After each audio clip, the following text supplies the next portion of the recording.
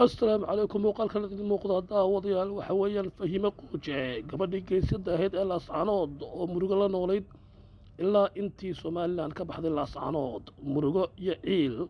سياسديد يجهورير haddaba waxaa la sheegay in gabadhani ay aada u hoga hesho fanaaniinta reesha shahaaq bal eeg aamin yare sida uu u shiday heestaas oo ah anti siyaasi ah iyo jacayl iskugu jira taasoo ay u leeyahay noloshii bilaabmaysay ha ka dhigin barkumataal noloshii inoo bilaabmaysay haddaynu nahay reer laascaanood iyo badhaadhihii iyo barwaaqadii aynu ku jirnay somalilan intii ay ka hariminaysay iyo horumarkii ha ka dhigin barkumataal marka uu marayo ayaa reerka ay carruurta u dhashay ee reesha shahaaq ay iska qiirootay farxadda wejiga ee ka muuqata ayaad ka fahmi kartaa